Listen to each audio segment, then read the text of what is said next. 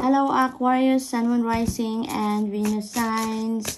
Kamusta po kayo? Sana ba'y nasa mabuti kayong kalagayan? Welcome back po sa Star Tarot. Kung bago kayo rito, welcome na welcome kayo. And thank you po sa inyong support. I truly appreciate it and God bless you all. Tingnan po natin ngayon ang mga messages ninyo for October 15 to 21. Kung ano mensahe ninyo, napakaganda, firecracker. There is an exciting event dito na mangyayari. Kaya sobrang excitement, no? Ang mararamdaman ninyo. Umaapaw talaga yung excitement ninyo dito. Aquarius, we have the energy of the elephant, a long journey, either physical or mental, will leave you wiser at the end. So, may biyahe, no? May travel, physical na travel ito. Aquarius, for some of you, maaaring that is related to research, related to business, related to study, na travel, ano? Maaari din na for some of you, this is mental travel. Malayo ang iniisip ng iba sa inyo dito. Ang nararating ng isip ninyo, malalim ang iniisip ninyo. Maaring this is about din sa ninyo sa trabaho, sa career, sa business, no? Maaring may pinag-aaralan kayo dito. Maybe you are curious about something and maybe you are doing research about this, no? Malayo ang nararating ng iyong isip. Forest, muddled, unclear thinking. Ayan, so siguro sa dami ng iniisip ninyo, sa dami ng gusto ninyong malaman, matutunan, ma-find out, naguguluhan na ang iba sa inyo dito, Aquarius, no? Magulo na ang isip, unclear thinking, hindi ninyo siguro ngayon ma-figure out kung ano yung uunahin ninyo. What are you going to prioritize? Where you're going to go first? Maaaring mga ganon ang sitwasyon.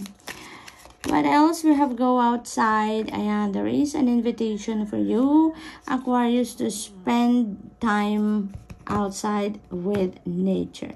Maaaring matagal na panahon na kayong hindi nakakapasyal man lang sa park or hindi man lang nakakapunta sa beach. Maaaring ganon ang sitwasyon, ano?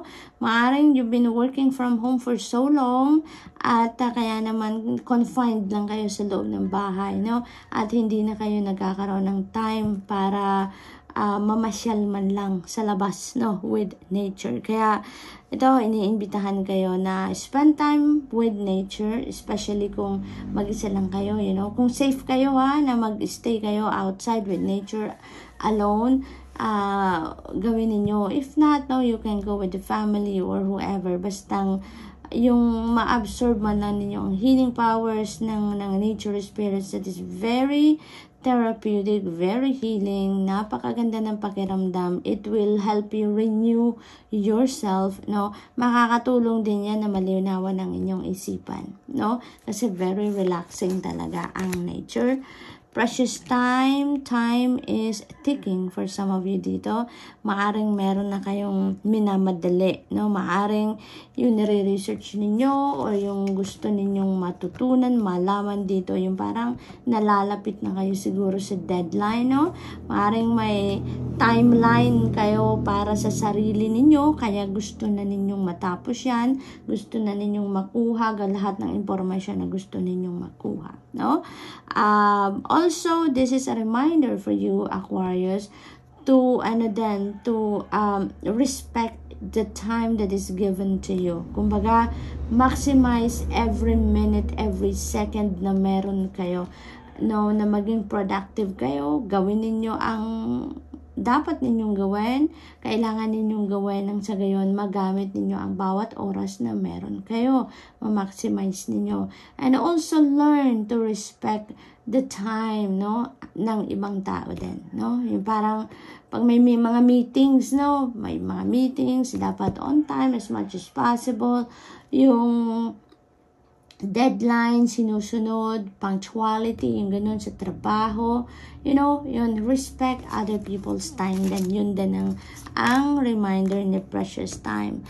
May pupuntahan ng iba sa inyo dito ng selebrasyon, may okasyon, maaari din na kayo yung may isa-celebrate dito, Aquarius. Maaring may mga accomplishments or achievements kayo dito, maaari din na this is celebration ninyo, no? Maaring may mga okasyon like birthdays, maaring ganon, or anniversary, mga ganon sitwasyon.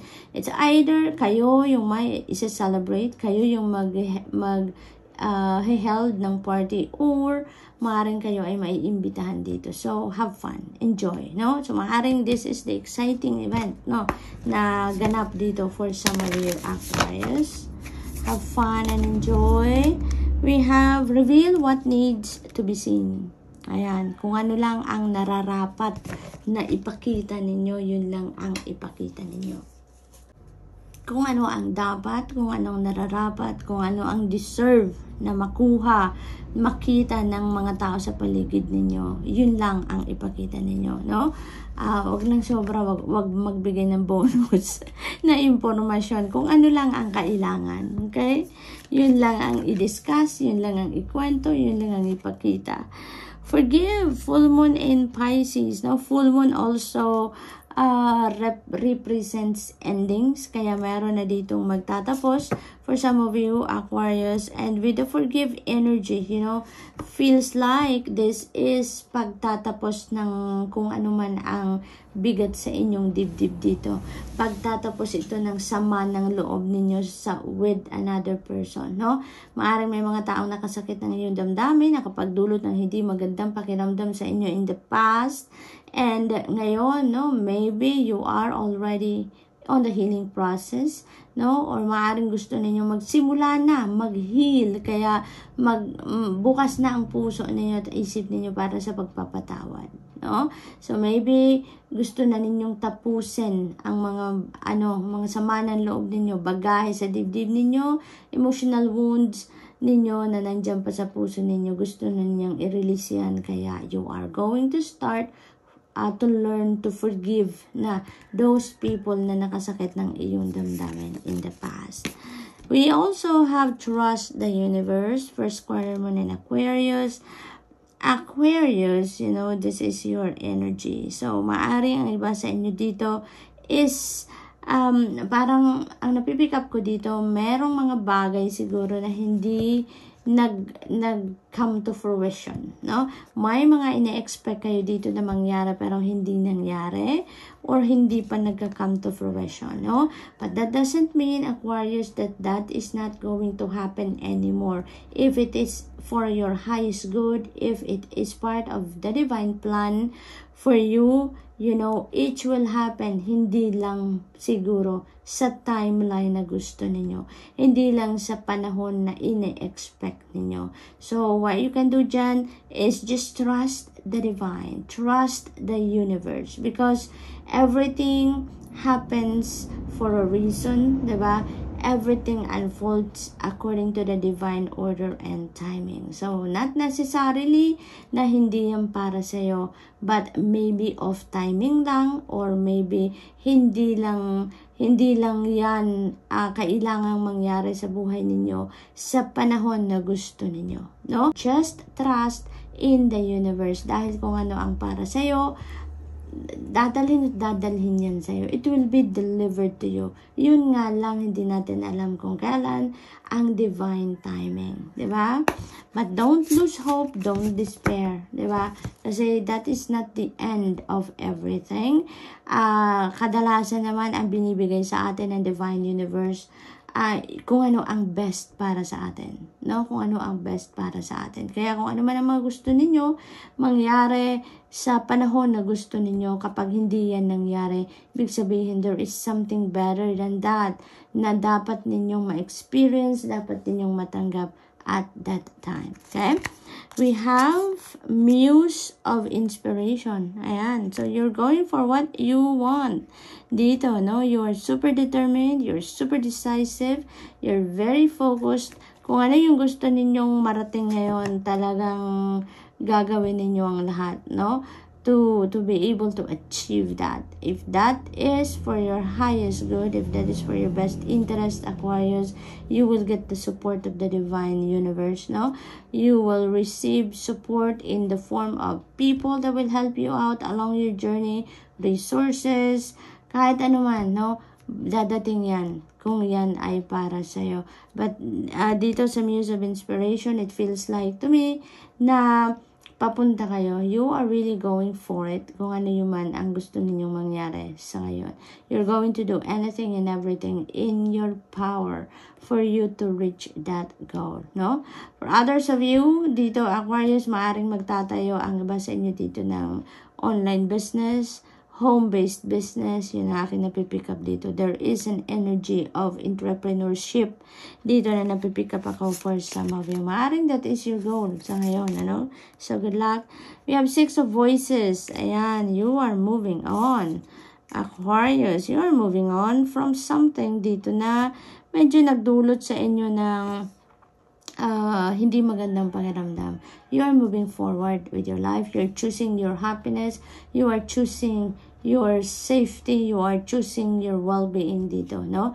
Your safety. Gusto ninyo ngayon na maging masaya, maging peaceful, kaya aalis na kayo dito sa kung ano man ang medyo unhealthy environment na kinabibilangan ng iba sa inyo.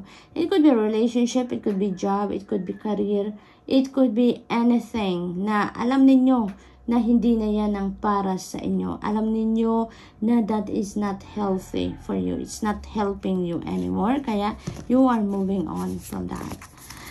Final message ninyo, 10 of emotions, napakaganda, napakaganda, no? You're heading towards happiness, you're heading towards peace dito. This is happy family, this is domestic bliss, no? There is contentment, satisfaction sa inyo, sa buong pamilya, kaya napakasaya ng energy na to. Kung ano yung gusto ninyo, no, makukuha nyo na dito.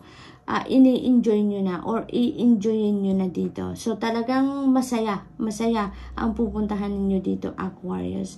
So, that's all I have for you for today. I hope nakatulong ang mga mensaheng ito in some way. Thank you for watching. Love and light. Namaste.